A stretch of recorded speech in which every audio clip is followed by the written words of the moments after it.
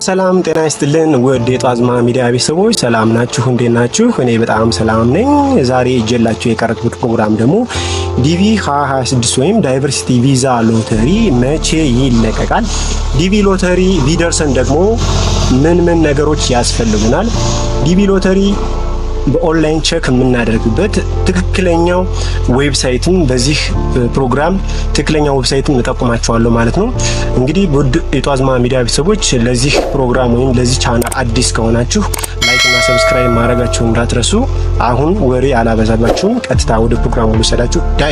ውድ የጧዝማ ሚዲያ ቤተሰቦች እንደሚታወቀው የአሜሪካ ስቴት አስተዳደር የኢሚግሬሽን ሕግ የተመለከቱ ጉዳዮችን እንደ አውሮፓውያን አቆጣጠር በ1990 ዲቪ ፕሮግራም ዳይቨርሲቲ ቪዛ ፕሮግራም ጸድቆ ከተመሰረተ ጀምሮ በሚሊዮኖች የሚቆጠሩ የተለያዩ ዜጎች ወደ ገናናው አሜሪካ እየገቡ እድለኞች ተጠቃሚ መሆናቸውና መረጃዎችም ያሳያሉ ማለት ነው። በዚህ መሰረት እንግዲህ በየአመቱ 55000 በላይ የተለያዩ የተፈቀደላቸው ሀገሮች ወደ አሜሪካ እየገቡ በእድሉ ተጠቃሚ ሆነዋል ማለት ነው። ውድ የዚህ ቻናል ቤተሰቦች ዲቪ 2026 ፕሮግራም እድለኞች ለመሆን ሁላችንም በሮሃ ጸደይ ማለትም እንደ አውሮፓውያን አቆጣጠር ከጥቅምት 2 እስከ ህዳር 7 2024 ሞልተን እድላችንን በመጠባበቅ ላይ እንገኛለን ማለት ነው። በዚህም መሰረት ዲቪ 2026 ፕሮግራም እድለኞች እንደ አውሮፓውያን አቆጣጠር ከግንቦት 3 እስከ መስከረም 30 2025 ድረስ በዩናይትድ ስቴትስ ዲፓርትመንት ዌብሳይት በመግባት ኮንፊርሜሽን ናምበር ወይንም ቁጥር በማስገባት ዲቪ 2026 እድለኛ መሆንና አለመሆናችን በኦንላይን መመልከት ትችላላችሁ ማለት ነው። ትክክለኛውን ዌብሳይት ደግሞ በዚህ ቻናል መጨረሻ አካባቢ ላይ የማስቀምጥላችሁ ይሆናል ማለት ነው። ሌላውን ጉዳይ ስንመለከት ደግሞ ዲቪ ሎተሪ ቢደርሰን ምን ነገሮች ያስፈልጋሉ የሚሉትን እንመለከታለን ማለት ነው። በዚህም መሰረት አንደኛ የትምህርት ማስረጃ ያስፈልጋል ማለት ነው። ዲቪ እድል ከቀናችሁ ምናልባትም ቢያንስ ሃይ ስኩል ዲፕሎማ ወይንም 12ኛ ክፍል ያጠናቀቀ ወይንም 2 ዓመት የስራ ልምድ ያስፈልጋል ማለት ነው። ሁለተኛ ከሚያስፈልጉን ዶክመንቶች ደግሞ የታደሰ ፓስፖርት ያስፈልጋል ማለት ነው። በቅርብ ጊዜ የተነሳችሁት ፎቶግራፍ በመያዝ ወደ ኢሚግሬሽን በመሄድ የምታወጡት ዶክመንት ነው ማለት ነው። ሶስተኛው የልደት ሰርቲፊኬት ያስፈልጋል። ኢሚግሬሽን ላይ ፓስፖርት ለማውጣት አስፈላጊና ወሳኝ ነገር ነው ማለት ነው።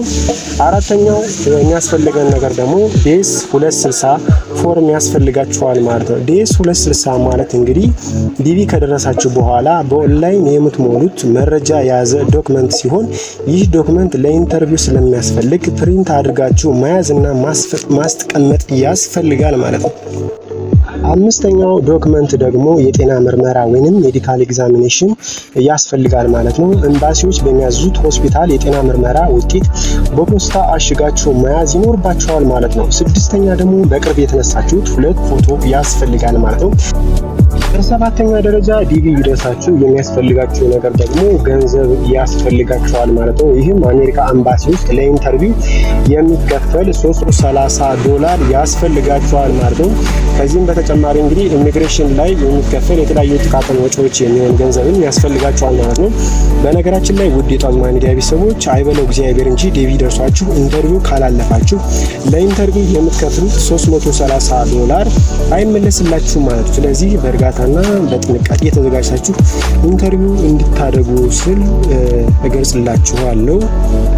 ወደ መጨረሻው ፕሮግራም ስንመለከት እንግዲህ ዲቪ 2026 በኦንላይን እድለኛ መሆንና አለመሆናችን ቼክ የምናደርግበት ትክክለኛውን ዌብሳይት በዩናይትድ ስቴትስ ዲፓርትመንት ወይንም https://dvprogram.state.gov በመግባት እድለኛ መሆንና አለመሆናችሁን በኦንላይን ራሳችሁ ማየት ትችላላችሁ ማለት ነው። ወይም ደግሞ በዚህ በመጀመሪያ ሴክሽን ኮሜንት ሴክሽን ላይ አስቀምጥላችኋለሁ ማለት ነው።